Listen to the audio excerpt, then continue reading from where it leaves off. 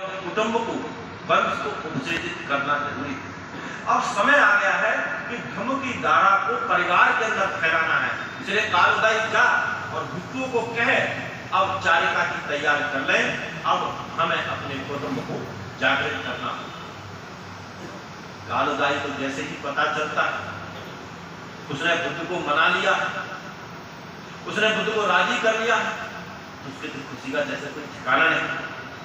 उसने तुरंत एक अनुचर द्वारा वहां से सूचना भिजवाई, जा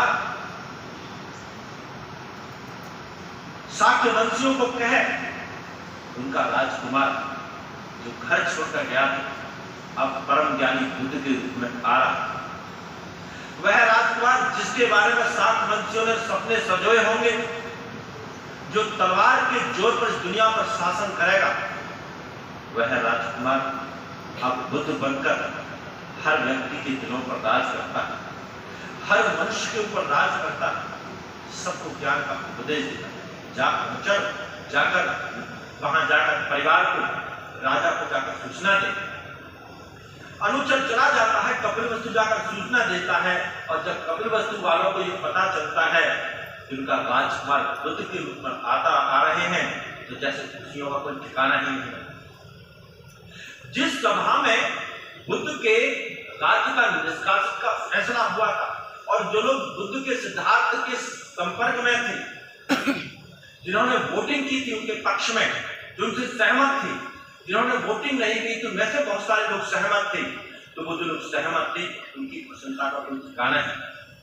और जिन्होंने सिद्धार्थ के विपक्ष में वोट डाला था, वह भी अपनी पुरानी बातों को भूल जाते हैं, उन पर मिट्टी डाल देते हैं, और वह भी प्रसन्न होते हैं कि उनका जो राजकुमार है, उनका जो श्रेष्ठ शाक्य है, शाक्य मुनि बुद्ध बनकर हमारे राज्य में वापस आ रहा। सब लोग खुशियां मनाते हैं, घरों की सफाई करते हैं, मोहल्लों की सफाई करते हैं, नालियों की सफाई करते हैं। जिन रास्तों से भिक्षुओं को आना था उस सारे रास्तों की सफाई की जाती है। शुद्धोधन के द्वारा सैनिकों का एक दल उस रास्ते पर भेजा जाता है जो रास्ता लगभग 120 मील दूरी का। वहां रास्ते में जितने भी नगर पड़ने वाले थे, जितने भी गांव पड़ने वाले थे, जितने लोग पड़ने वाले थे, उन सबको सूचना दी जाती है कि भगवान बुद्ध भिक्षु संघ के साथ कपिलवस्तु पधार रहे हैं, आपके द्वार से निकलेंगे, आपके नगर से निकलेंगे, इसलिए उनकी व्यवस्था करो, उनकी रुकने की व्यवस्था करो, उनका उपदेश सुनो, उनका आशीर्वाद ग्रहण करो, उन्हें अपने निवास पर बुलाओ। इस प्रकार से सारे राह पर शुद्धोधन के द्वारा सूचना पहुंच जाती है।